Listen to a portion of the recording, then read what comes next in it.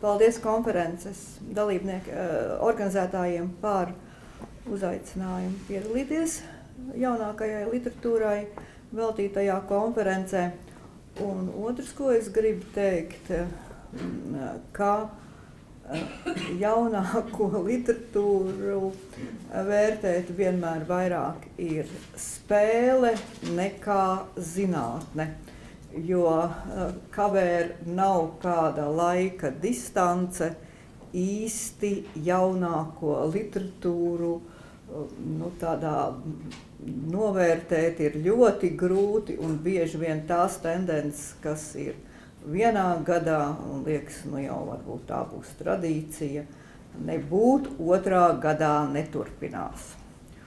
Un jaunākā literatūra tādā ziņā vienmēr ir interesanta, jo tur redzi, kas notiek, bet arī vienmēr viņi kaut kā mainās, un tas ir drīzāk tāds prognozes, vērtējums vai kas cits. Un otrs, tas, kas man šodien liekas ļoti labs, tikko izlasot vai vēl pārdomājot, varbūt pēc 3 gadiem nemaz vairs tik labs nešķitīs. Un tā bieži vien ir, ka šķiet, ka rakstnieka katrs nākošais romāns ir labāks, bet beigās saproti, ka varbūt labākais ir pirmais romāns. Bet tieši tas to pašu var runāt arī par vēsturisko romānu. 21. gadsimta latviešu literatūrā faktiski tāda intensīva pievēršanās vēsturiskajam vēsturei, pareizāk sakot, dažādos romānu žanros un starpžanros sākās ap 2005. un 2006. gadu, un vispirms faktiski aktīvi veidojās biogrāfiskā próza, kura pēc Dobrovenska izcilā romāna Rainis un viņa brāļi 1999. gadā šajā prózā bija zināms pieklusums. Tajā laikā Muktupāla sacer atraktīvo Emīlijas Beņemiņas biogrāfiju Mīli Beņemiņu un tātad arī Brāli. Repš uzraksta romānu Vēstulēs brālis Ojārs Vācietis, Iksten kopā ar Ziedoni uzraksta Dzēnieku bērnības grāmatu Nenoteiktā bija un Esamība ar Regīnu, kā arī romānu par latviešu rakstnieku Sodumu Vīrs zilajā lietus metālītī. Valdis Rūmnieks un Andrejs Migla raksta romānu Čaks, 3 zvaigznes, biogrāfisks romāns par zāli. Un savukārt Inga un Bauer maina biogrāfiskā romāna skatu punktu maiņu, kur vairs nav svarīga rakstnieka vieta latviešu kultūrā, bet tas, kāds viņš ir bijis tēvs vai vīrs. 2016. gadā biogrāfiskā próza ir tikai izklaides literatūras daļa, un faktiski tā ir atvirzījusies jau zināmā mērā tādā perifērijā. Autobiogrāfiskā próza sāk skatīt latviešu kultūrā un maz apskatīts cilvēku pārdzīvojumus smagos vēstures periodos. Un te mēs varam pieminēt gan Valentīnas Prēmanes darbu ar Dievu Atlantīdu, kas stāsta par savu un ģimenes likteni holokaustā. Bet Māra Zālīte autobiogrāfiskajā romānā 5 pirksti tēlo izsūtījumu un izsūtīto atgriešanās ceļu, skatot šo laiku ar mazas meitenes acīm. Latviešu literatūrā uzplauks dokumentālā próza ar pievēršanos Otrā pasaules kara laikam un pēckara laikam. Te pirmkārt jau var minēt Klimoviču personisko stāstu kopojumu Personiskā Latvija, tāpat Zelčs un Neiburgas darba divas puses latviešu kara stāsti un, protams, Sanits Rensons dzīves stāstu krājumu Meža meitas. Pavērsiens uz vēsturisko romānu faktiski sākas ar 2 pirmajiem nozīmīgajiem 21. gadsimta romāniem. Tas ir Jāņa Lejiņa romānu cikls Zīmogs sarkanā vaskā un Aivara Kļauja romānu cikls Viņpus vārtiem. Tie, protams, nav vienīgie vēsturiskie romāni, bet kritikā un lasītāju vidū augstāk vērtētie darbi un vairāk pamanītie darbi.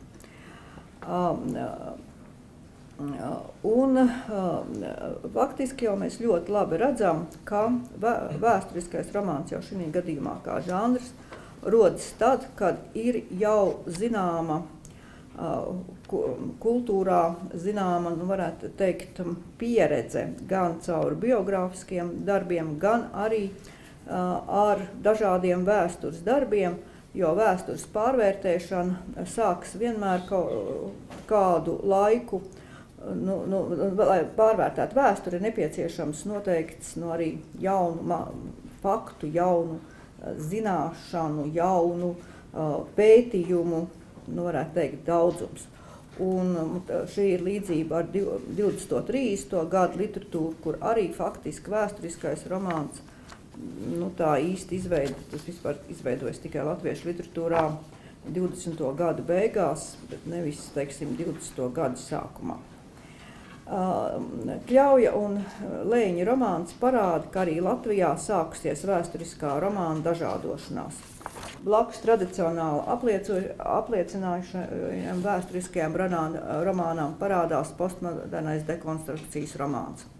Kļauja romānā izmantotie postmodernās dekonstrukcijas paņēmieni, kas ir raksturīgi mūsdienu vēsturiskajam romānam. Te es varētu nosaukt gan fikcijas un vēsturiskā apraksta romānu, teiksim, fikcijas un vēstures robežu saplūšanu. Akcents, ka vēsture ir interpretējams, bet ne objektīvs stāsts.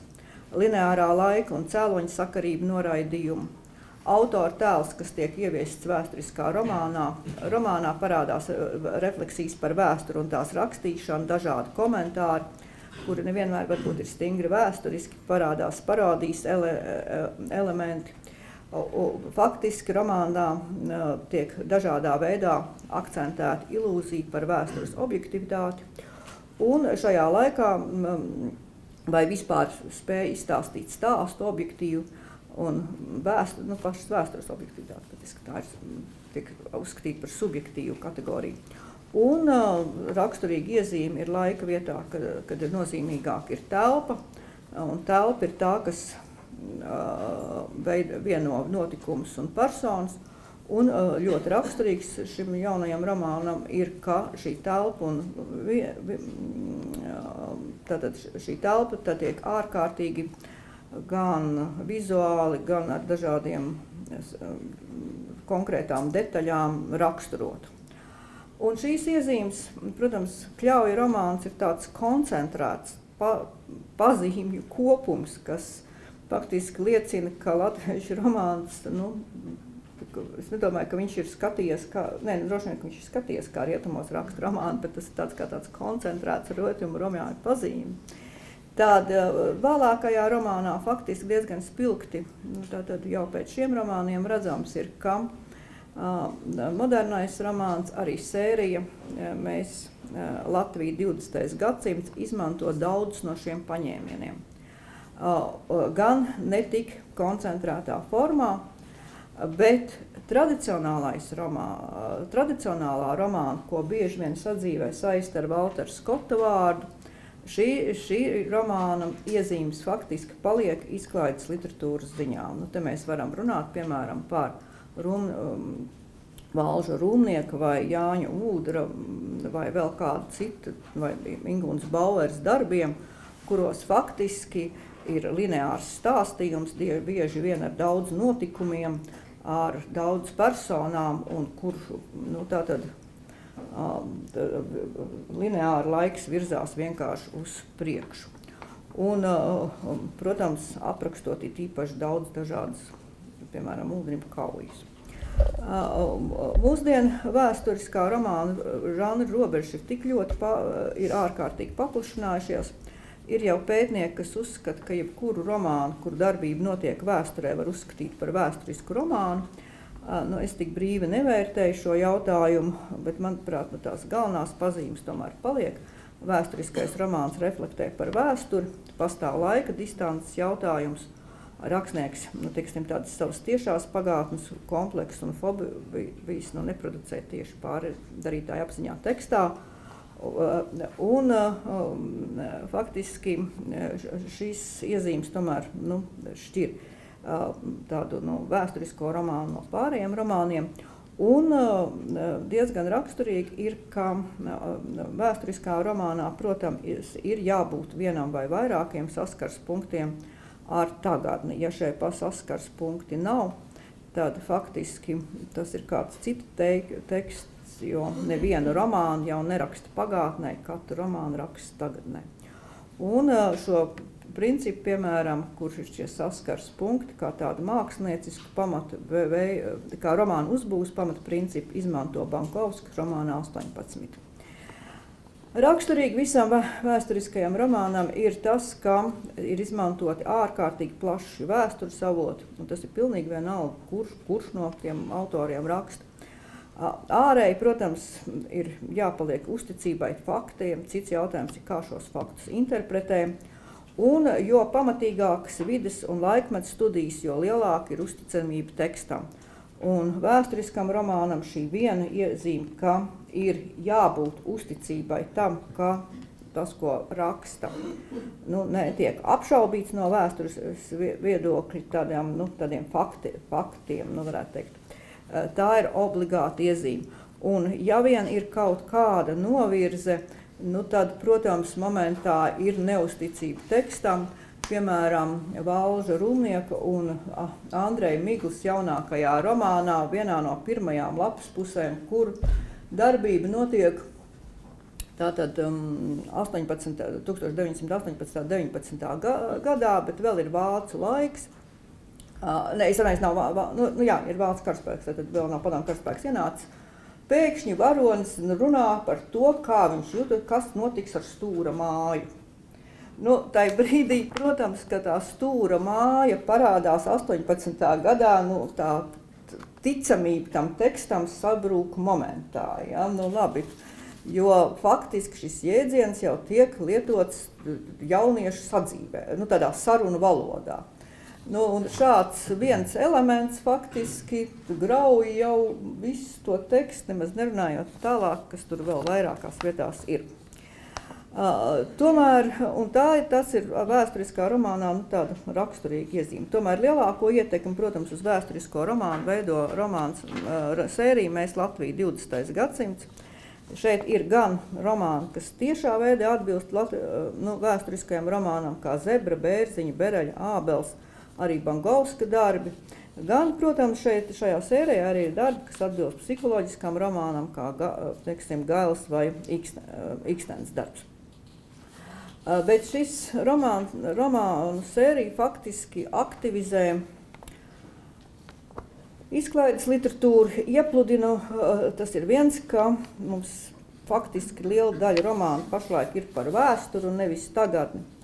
Un otrs, kas ir, ka tiek iepludināts vēsturiskā romāna iezīmes citos romānu veidos. Piemēram, psiholoģiskajā romānā Stikli ir vesela rinda tādu vēsturisko romānu iezīmes gan ar beigām, gan ar atkāpēm, kur izskaidro un reflektē par Ulmaņa laiku un arī par, vai arī Ikstens darbā, kur pēkšņi sāk skaidrot padomju Latvijas vēsturi lapas pusēm. Vai otrs veids ir kā Freidsberga fantastisks romānā Lopa ekspress, ja mēs šo autoru skatām pēc tautības, ka viņš pieder pie latviešu, bet ne pēc valodas, kurā viņš raksta, tad šeit saplūst šis fantastika ar Latvijas vēstures ainām. Latviešu tā ietekme ir ļoti plaša faktiski tieši veiksmīgajai Mēs Latvijas sērijai. Latviešu literatūrā vērojams ir normatīvo romānu žanru darbu popularitātes pieaugums, tas jau sākās ap 15. gadu, 14. bet tagad tas ir pilnīgi tā redzams, kur ir fantāzijas romānu žanri, vēsturiskie žanri, psiholoģiskie žanri, autobiogrāfiskie romānu žanri un, protams, tie ietilpst arī vēsturiskais romāns. Un, acīm redzot, tā ir kā reakcija tomēr 90. gadu un 20. gadsimta sākuma diezgan izteiktajai postmodernismu situācijai, kad žanru robežas tika brīvi nojaukts un pašlaik tātad notiek atgriešanās vismaz romānā pie žanriem. Un otrs, kas, manuprāt, ir arī tas, ka tas liecina kaut kādā veidā, ka sabiedrībā parādās arvien vairāk kaut kādu konservatīvas tendences. un tad parasti mīl vairāk žanrus nekā tādu, varētu teikt, žanru noraidījumu. Un otrs, kas, protams, liecina, ka šī pastiprinātā pievēršanās vēsturei liecina par nepieciešamību izveidot globalizētā pasaulē nācijas kolektīvo atmiņu. Domāju, ka Latvijā tas varbūt ir vēl daži citi iemesli, protams, tās reāli vēsturiskās situācijas dēļ. Šī nācijas kolektīvā atmiņa, kura vēl ar vienu nav ietvērusi vairākus posmus, kurus mēs tādā kolektīvā atmiņā vai konstrukcijā ne īsti viennozīmīgi vai vismaz kaut cik vienojoties neinterpretējam. Kaut vai viens jautājums ir tas, ko Sanita Reinsone sāka, ko īsti darīt ar Mežabrāļiem, vai tikpat labi mums nav īsti attieksmes, kā mēs interpretējam holokaustu Latvijā. Tad oficiālais līmenis ir viens, bet, teiksim, cits līmenis ir komentāru līmenis, kas bieži vien parāda ļoti plašas sabiedrības daļas attieksmi, vai arī atsevišķi citas lietas. Un faktiski tātad tas ir viens šo atmiņu, un otrs, protams, vēsturiskais romāns ir tas, kas mēģina atbrīvoties no pagātnes traumatiskās pieredzes individuālā un personiskā līmenī, kā arī aizpilda vēsturiskie romāni, prasīt traumas romānu un vakumu romānu modernie. Taču 2016. gadā kā žanrs vēsturiskais romāns ir meklējams izklaides literatūrā, un es arī pateikšu, kāpēc es nelietoju, ko Literatūras, folkloras un mākslas institūta ieteikto populārās literatūras veidu, jo, manuprāt, populārs latviešu valodā kaut kādā veidā skan ar daudzumu saistās, ka tā ir populāra lielā sabiedrības daļā. Latviešu izklaides literatūrai, manuprāt, ja neskaita, protams, Apšu-Krumbu vai Baueri, nekādas popularitātes īpašas nav. Tā ir šaurai lasītāji, salīdzinoši šaurai lasītāju grupai veltīta literatūra. Un faktiski, protams, kas visiem šiem izklaides autoriem ir, ka viņiem ir noteikts lasītāju loks. Bet tai pašā laikā šis lasītāju loks faktiski daudz plašāks ir, teiksim, Ikstenes darbiem, Repšas darbiem vai Ābeles darbiem. Tas ir daudz plašāks lasītāju loks nekā tās izklaides literatūra. Tas populārās literatūras, un tad es viņu vairāk lietoju kā tādu izklaides literatūru, kas faktiski, noteikti cilvēku daļu kaut kādā veidā izklaidē. Vēsturiskais romāns varbūt arī tā kā tā izklaidē nedaudz izglītojot. Un te var pieminēt Jāņa Ūda romānu Leitnants Rubens, Bruņinieks Roberts, kas Zvaigznes ABC reklāmā tiek reklamēts kā romāns, kur pirmo reizi mūsu daļraturā restaurēts 1944. gada jūlija kaujas par Jelgavu. Tā ir viena no tādām, un te arī var teikt, ka arī vēsturiskais izklaides romāns jau nedzīvo ārpus laika un telpas, un viņš zina, kā raksta vēsturiskos romānus. Un tā ir viena no vispār vēsturisko romānu mūsdienu iezīmēm, ka tiek meklētas tādas neaktivizētas tēmas, notikumi, personas, un mēs ļoti labi to redzējam arī citos romānos. Teiksim, Ulmaņa laikā tā ir tātad psihiatrijas nostādnes attiecībā uz psihiski slimiem, kas ir stiklos, vai pirmo reizi tika spilgti kā Boganā, tika parādīts sievietes beztiesīgais stāvoklis, vai arī Dunā hipodroms, kurš, manuprāt, latviešu literatūrā zirgi nav aprakstīti tik plaši, nevienā citā latviešu literatūras darbā. Un Leitnants Rubens ir Latvijas patriots, kurš tātad jau 40. gadā nostājas pret padomu karaspēku un beigās darbojas kopā ar kureliešiem.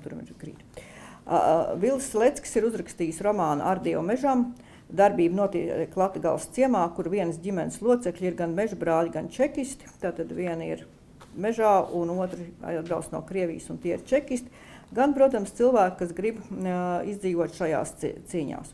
Un faktiski tas, kas tā pamazām ir redzams, kad mežabrāļu tēma arvien vairāk ienāk literatūrā. Kaut gan, manuprāt, vēl ar vienu kā virsotni Reinsonas krājums, reāls dokumentāls krājums Meža meitas, Un mēs neesam arī sasnieguši igauņu rakstnieces Enes Mikelsons mēra kapu faktiski problemātikas līmeni. Bet nu, tā, ņemot vērā, ka arī Dunā jau parādās tas pats Latgales mežbrāļu vietas, tad var teikt, ka tā tēma arvien vairāk attīstās. Valdis Rūmnieks un Andrejs Smigli ir izdevis romānu Debes aiztur elpu, kuru darbība noris no 8, tas ir tas, kurus jau pieminēju, no 1918. gada 21. decembra līdz 19. gada 8. jūlijam. Un tas ir triju valdību, Ulbaņas, Stučkas un Niedres laiks, Latvijas liktenis laika griežos. Raksturīgi, ka šeit darbojas arī literāti Sudrabkalns un Birutas Kujniec, un faktiski pašlaik laikam populārākais literāts dažādos arī Boganē darbojas Sudrabkalns.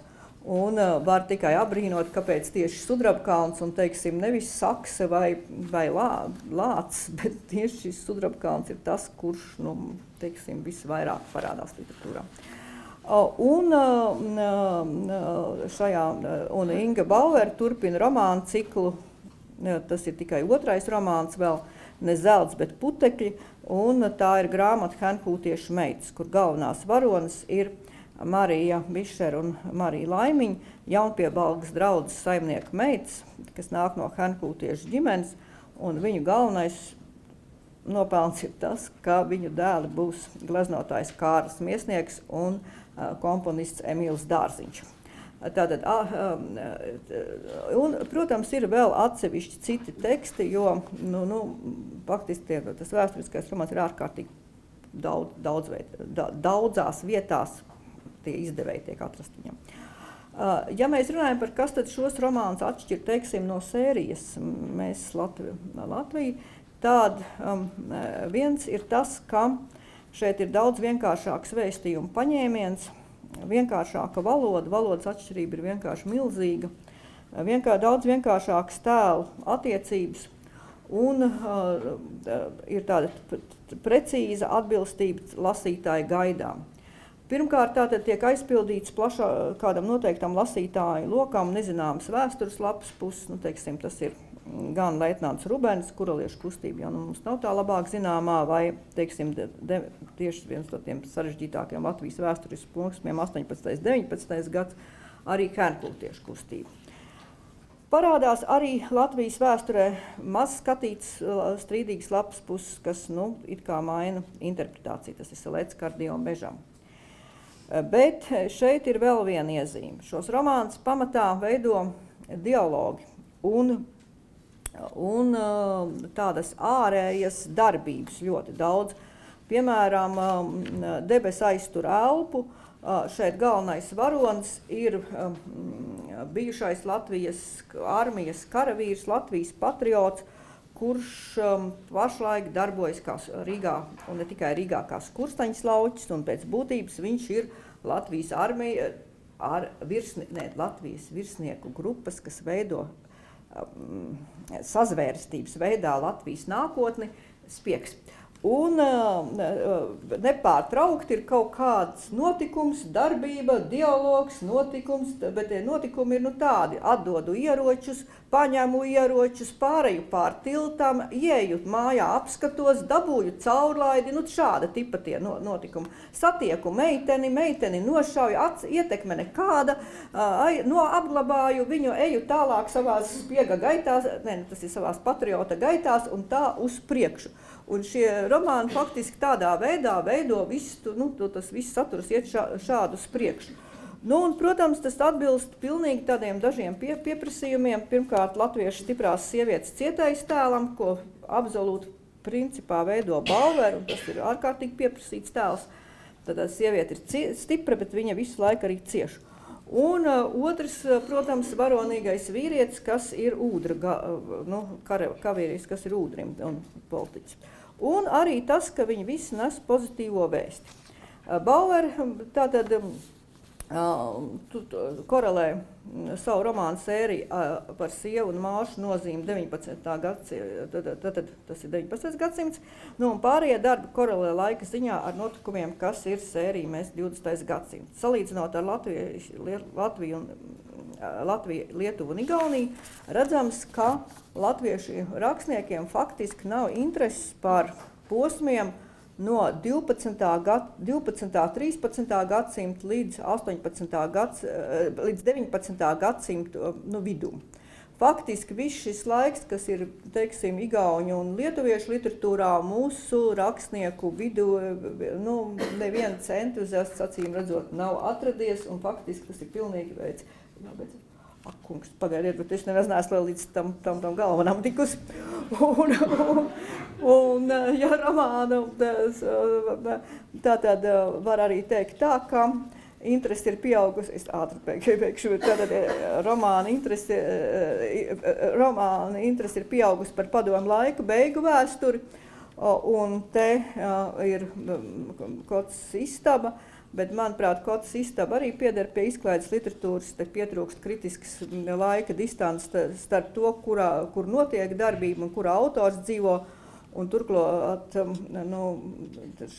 šie padomu laika darbi, ja viņi, viņi netiek tā personiskā pieredze netiek pārvērsta par vispārnātu mākslas fikciju, kā Želvē un Joņevā, tad faktiski tas stājas tāds, tad romāniem rakstīts tāds amizantums, interesanti tipi, gadījumi, vai tur Kota vai Pūts, tur īsti starpības nav, un faktiski mēs arī varam teikt, ka šis laiks ir ļoti maz pētīts.